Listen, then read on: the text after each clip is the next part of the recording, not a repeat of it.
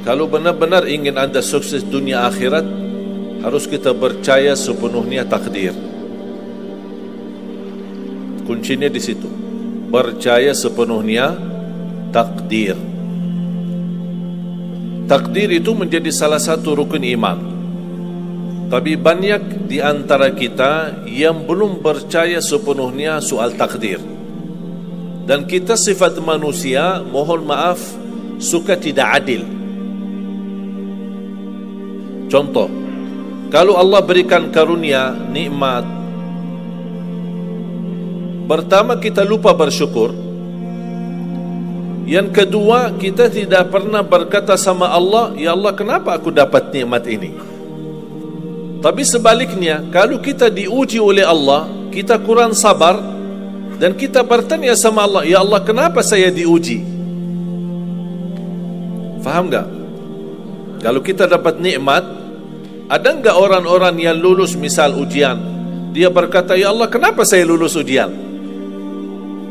Tak pernah. Tapi kalau dia tidak lulus, dia bilang apa? Ya Allah, kenapa saya tidak lulus? Ketika ditimpa musibah, dia selalu merasa nyesal atau merasa sakit hati, tersinggung. Berkata sama Allah, kenapa saya diuji? Padahal saya orang baik. Saya jaga salat, saya berusaha mendekat sama Allah. Tapi saya merasa bertambah berat ujiannya.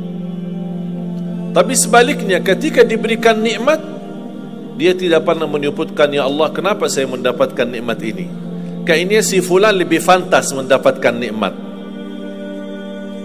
Itu tanda manusia tidak adil, tidak bersikap adil. Makanya subhanallah, semakin anda mantap imannya terhadap takdir, semakin hidupmu jadi nikmat. Saya kasih contoh. Tidak ada persoalan masalah takdir baik. Itu bukan masalah bagi kita. Justru kita bertambah senang kalau kita mendapatkan takdir yang baik. Tapi yang menjadi persoalan bermasalah bagi kita adalah takdir buruk.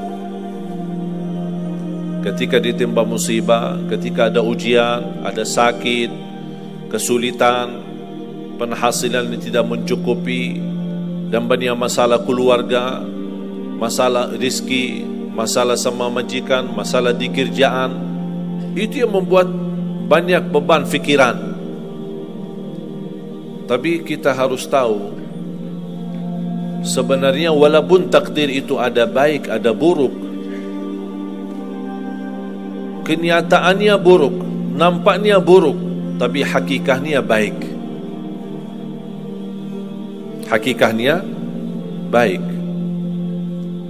Tapi kapan kita bisa tahu takdir yang buruk ini bisa menjadi baik bagi kita? Belum tentu sesaat terjadi ujian itu. Bisa jadi belakangan, bahkan bisa menjadi sekian lama baru kita tahu dan sadar ternyata takdir itu baik bagi kita. Sebenarnya kalau kita tahu rahasia takdir, apapun yang akan terjadi, kita tidak ada kekhawatiran. Karena kita tahu sesudah ujian ini pasti ada sesuatu kebaikan. Dan yakini Bapak Ibu, Allah subhanahu wa ta'ala maha baik. Allah tidak senang menyusahkan hambanya. Tapi kadang-kadang proses untuk menuju kebaikan ada kesulitan dan tantangan. Berarti intinya apa? Apa yang saya ingin sampaikan, jangan ada yang merasa sakit hati atau merasa tersinggung ketika menghadapi ujian, merasa belum terkabul keinginannya. Allah sudah kabulkan. InsyaAllah tidak ada di antara kita yang ditolak doanya. Cuman kita mohon maaf kadang-kadang buru-buru, ingin selalu semuanya cepat. Kadang-kadang kalau terlalu cepat apa yang kita inginkan kita dapat, itu bahaya juga. Makanya jemaah sekalian, kunci anda sukses dunia akhirat, percayalah takdir. Dan semua takdir itu baik, tapi kita belum tahu rahasianya.